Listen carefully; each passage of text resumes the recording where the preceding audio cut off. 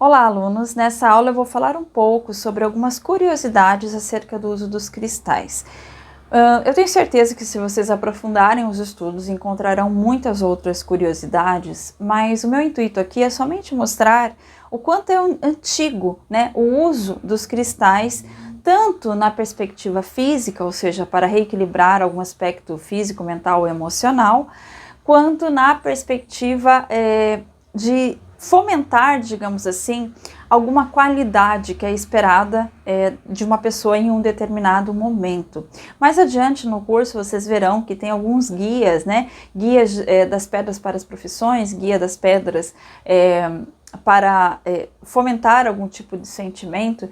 Então, aqui nós temos esse uso já vindo de milhares de anos atrás. Temos algumas terapias holísticas, como é o caso dos florais de Bach, que são terapias mais recentes, né? Que há poucos anos elas foram desenvolvidas.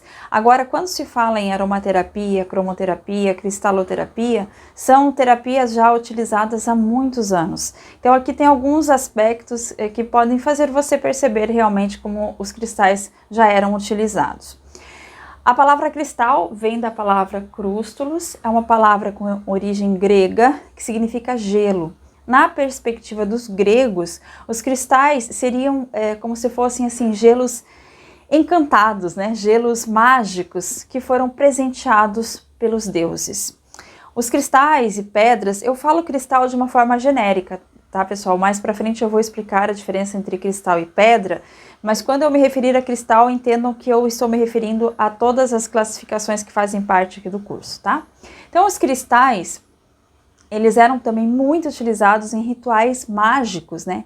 Inclusive, os xamãs utilizam bastante os cristais, e o cristal mais indicado para o xamanismo é um cristal chamado donut. É um cristal redondo que tem um furinho no meio, e ele seria um facilitador de acesso a outras dimensões. Então, não só o xamanismo, né, mas como várias outras culturas utilizam os cristais de uma forma mais espiritual, né, de uma forma de conexão com um reino assim mais espiritual, mais sutil.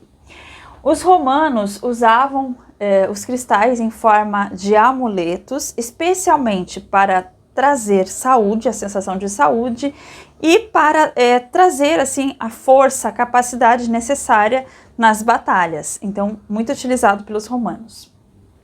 Os egípcios há relatos assim de utilização em vários aspectos.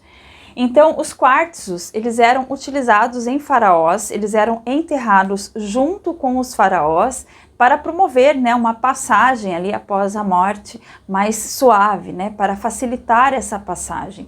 Esse é um outro aspecto dos cristais, eles eram muito utilizados em rituais de morte, em rituais de passagem. O lápis lazuli era utilizado pelas mulheres no terceiro olho, né, para que elas tivessem maior intuição, maior capacidade de conexão. O rubi era utilizado na altura do umbigo durante as danças, especialmente para as mulheres sentirem aquela atmosfera de sensualidade. O jade também era utilizado na morte. Inclusive o jade, ele é mencionado em mais de uma cultura como sendo uma pedra muito interessante nesses rituais de morte. Os gregos utilizavam pó de hematita nos soldados que iam para as batalhas para conferir força, né, energia. A hematita é uma pedra oriunda do ferro, então talvez por isso, né, eles tinham essa sensação de se sentirem mais capazes durante uma batalha. Na China, já para uma perspectiva mais realmente terapêutica, né? Então, na China começou a ser utilizado no aspecto da medicina natural e acupuntura, especialmente a utilização do cristal na ponta das agulhas. As agulhas utilizadas ali na acupuntura. Então, nesse aspecto do uso dos cristais na China, seria mais voltado realmente para o restabelecimento terapêutico.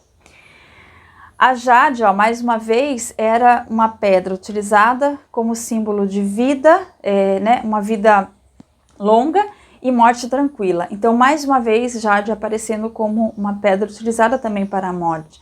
era muito utilizada em estátuas e em amuletos na China com essa finalidade. Na Índia, e tem ainda a esmeralda, né, que é uma pedra voltada para desenvolver memória, inteligência e poder, dentro dos aspectos chineses. Na Índia, era muito utilizada também para doenças e uso pessoal. A Índia, assim como a China, é uma região onde...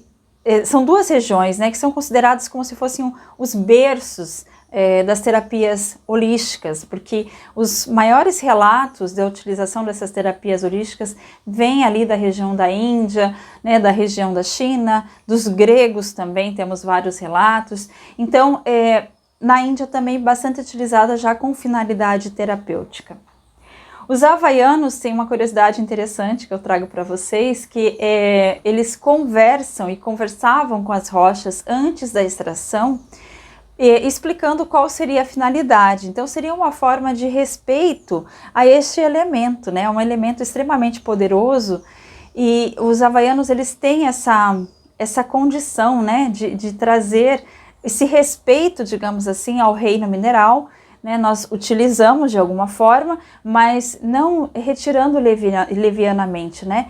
Permitindo que esse processo de extração seja mais suave, né? O mais suave possível. Dentro da tradição dos havaianos, nós temos o Ho Oponopono, que é uma técnica muito fácil. Nós temos um curso no portal assim bem prático sobre isso, né? Que utiliza 4 expressões: sinto muito, me perdoe, eu te amo, obrigado. E de acordo com o Dr. Len, que é um dos grandes divulgadores da técnica do Ho Oponopono, tudo no universo tem consciência, né? Isso nós já temos essa consciência a partir então da mecânica quântica. Mas esse Dr. Len, ele inclusive assim, nos seminários, workshops que ele promovia, ele sempre conversava, por exemplo, com uma cadeira, quando ele ia sentar, né, conversava com a mesa, ele conversava com os móveis antes de utilizar esses móveis, buscando sentir, né, qual era a resposta então energética desses móveis, para poder então tornar mais suave essa utilização. Então é muito interessante essa cultura dos havaianos, que veem realmente os elementos como tendo ali uma parte viva, né? Em um outro livro, eu sempre cito isso também, da autora Aline McTarg, que é o livro O Campo, ele traz várias pesquisas nessa área, né, da energia e vibração, e realmente assim encontraram esse coeficiente de luz, inclusive em legumes, verduras, em batatas, né? Então provando que tudo em algum grau tem algum nível de consciência. Então esse respeito ali, né, que os havaianos tinham na hora da extração é bastante interessante. Um outro ponto interessante foi destacado por George Frederick em 1913 na Inglaterra. Ele observou que as pedras é como se elas respondessem realmente ao seu portador. Então, por exemplo, quando uma pessoa ela estava morrendo, a pedra tendia a perder um pouco o brilho e a cor, como se ela morresse um pouco junto com o seu portador. Então essa foi uma das observações que ele fez acerca dessa resposta energética da pedra, que acabava se tornando visual. Então, como eu disse, eu incentivo você a continuar suas pesquisas, a buscar outras curiosidades, porque realmente assim os cristais eles são utilizados há muitos anos, então existem muitos relatos de suas propriedades e eficiência. Eu volto então com a próxima aula. Até mais!